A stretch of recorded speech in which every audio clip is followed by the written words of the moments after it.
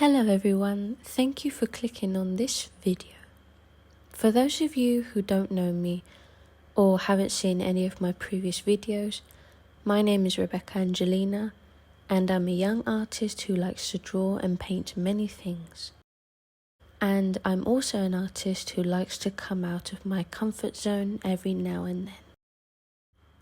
As you can see from the title and profile of this video, you will be watching me draw a Jackson's chameleon in my own surrealist illustrated way.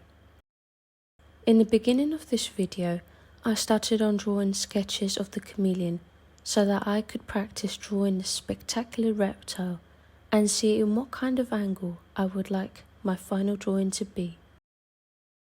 I started on this drawing because I was working on a project for a domestica course on learning how to draw Surrealist Illustration inspired by nature. Now, to be clear, I always struggle to come up with ideas to draw something from imagination. So this drawing is special to me, as it has also been created by using colouring pencils, which is a material I never really use. My advice for those who would like to start drawing surrealistic things inspired by nature is to draw one of your favourite animals and look for information about that type of animal.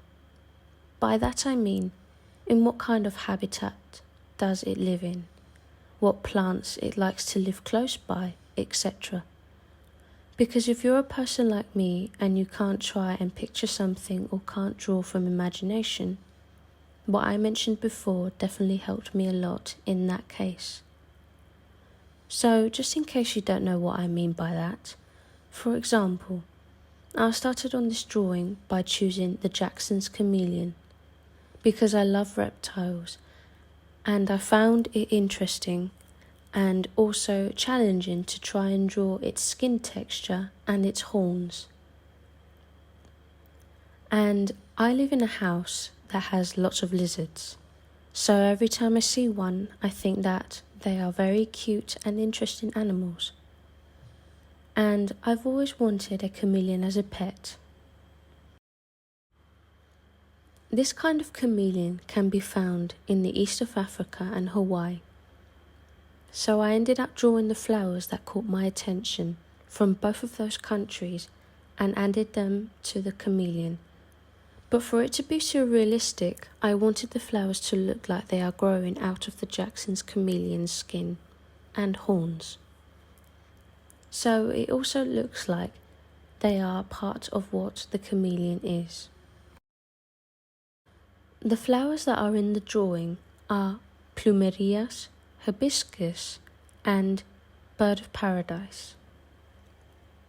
This was so fun to draw as it is very colourful and it looks so kind, majestic and in some ways very strong and beautiful.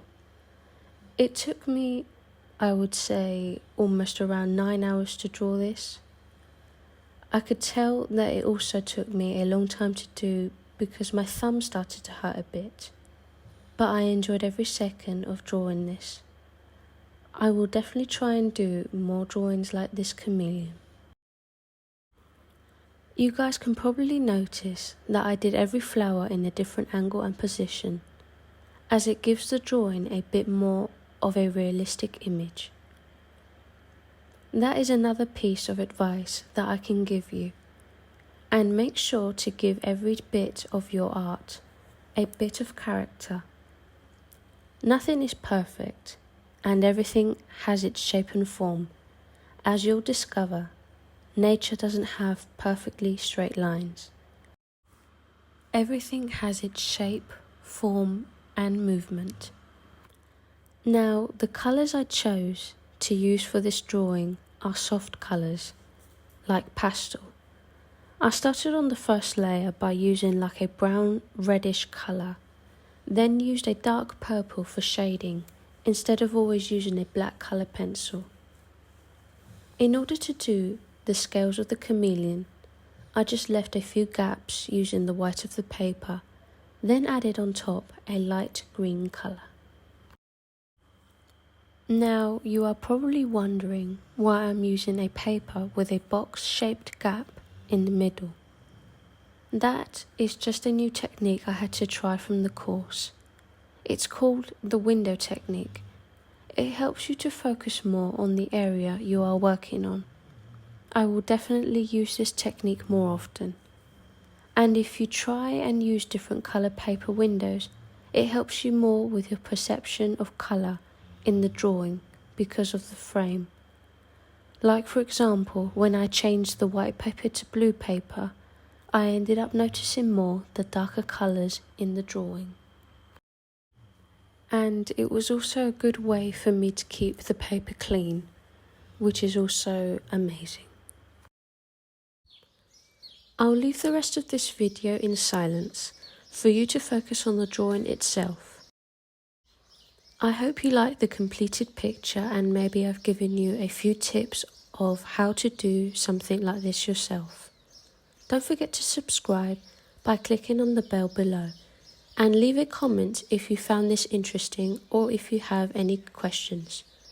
I look forward to posting more and seeing your comments. I'll answer them as soon as I can.